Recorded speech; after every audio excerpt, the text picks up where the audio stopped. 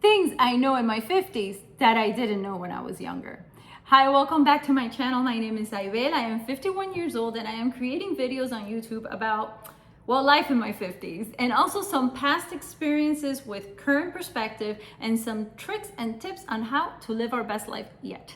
Before we get started, please hit the subscribe button and let me know that you're on the other side enjoying these videos so I can continue making them. And also please comment if you can relate to any of the things that I'm going to mention here today. The first thing that came to mind when I started brainstorming about this topic is that it's never too late. Approximately 3 weeks ago, I started making these YouTube videos and I am loving it. I know that this is something that I've been wanting to do for a real long time, but perhaps before I didn't have the time, the energy, the confidence, and I never got around to it. And now in my 50s, I started making these videos and I love it. I am reflecting on my own life. I am sharing some personal experiences, and I'm also sharing other things that I enjoy, like fashion, lifestyle, and so on.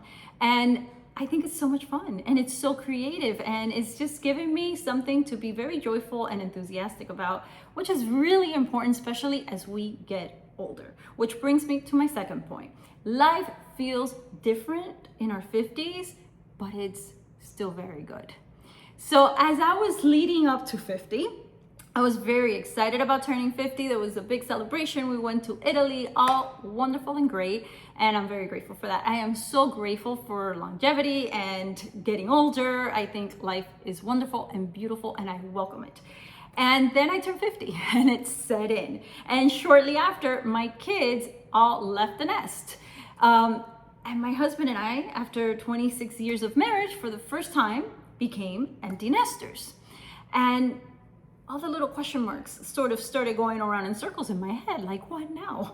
What is my driving force now, my motivation? It's been my children for so many years, taking care of them and everything that involves their lives and everything that has to do with them. And like, what is the purpose of life? You know, like just those big questions about what is next? What is this stage of life about? Like, what do? I work full time, but I still have a whole lot of time left in my day. What do I do that is creative, that is motivational, that is joyful, that makes me enthusiastic? Like, what do I do with my time? Literally, because I've been so busy up to now with raising 3 kids. And I will tell you, this has given me a wonderful way to dedicate my time to something that is positive and creative and is making me quite happy. So I hope you're enjoying it as well. Along with spending time with my husband, spending time on my own, taking care of myself, perhaps a morning routine that isn't rushing to get kids to school, but instead we can start in prayer in the morning and meditation, in conversation, just the 2 of us, an evening routine that involves taking care of myself a little bit more and taking a little longer before getting to bed. I mean, just little things, right? That perhaps before I didn't have the time to do. We go out more, we spend more time together.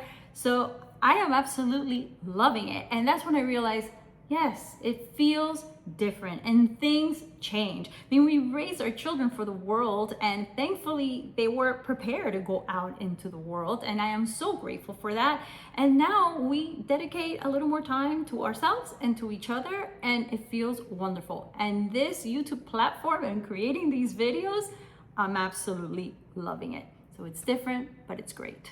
And we have every reason to be joyful and happy. Another thing that I like to mention that I feel I know now, and perhaps I didn't know then, is that looking good or just looking my best and putting effort into my appearance is important to me emotionally. So it's not just about appearances. It is because it feels good and makes me feel better about myself every day.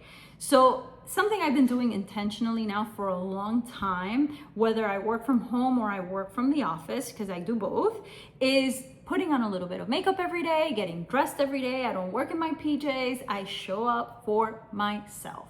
Because, you know, as we get a little bit older and we kind of glance at ourselves in the mirror, that image starts to change a little bit and it's all good, no problem.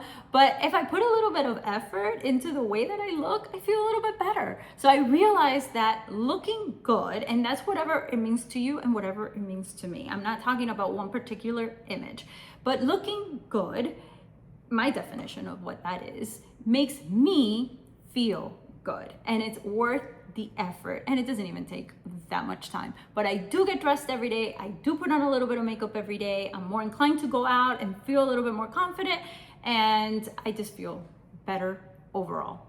Another thing that I feel I've come to terms with a lot more now that I'm in my 50s than when I was younger is the company I keep. I've always been selective about the company I keep. I humbly and respectfully believe that we all should be. I think it's important because it defines a lot of who we are and how our life feels, right? So that's always been the case for me. But there are relationships that change over time, and creating space between myself and perhaps that individual has always been so difficult. I've never been able to do that without a sense of guilt. And I sort of realized that there's nothing to feel guilty about, that these things happen, and sometimes creating space is not only healthy for yourself and for the other person, but it might also have a very good result in the long run. Like, I think that some relationships actually benefit sometimes from a little bit of time and space. So that's something I've come to terms with. I don't know if that's ever happened to you, but sometimes we remain in friendships that change over time and just no longer feel the same way they did, and sometimes could honestly even feel negative. Unfortunately, there's times where we inspire some negative feelings for another person, and by that I mean that when that person is around us, they are a little bit uneasy and they feel inspired to use sarcasm or little jabs or little jokes that are not jokes, and all that stuff that you're like, okay, if it's one day, no problem. But when it becomes a pattern, it's like, okay, I don't know why you're behaving this way, but I'm gonna allow you the time and the space to deal with it and figure it out, because it's not for me to figure out. And honestly, that time and space can really result in something very good for yourself and for that person. But doing all of that I just mentioned, for me, has always been a huge challenge. Thankfully, I have very good and positive relationships in my life with friends and with family. But on the exception that I don't, and that I have to come to terms where, maybe some space is good in this instance, that has been really, really difficult for me over the years, but I think I'm finally getting better at it. So it actually feels really good. So these are the things that I wanted to mention today. Very short, very simple. I hope you enjoyed it, and I would love to know what you think about the things that I mentioned. And I would love to see you here. Please subscribe. I'll be making more videos, and please comment. Make a little comment. Oh, I did that because I'm 51. Please make a little comment.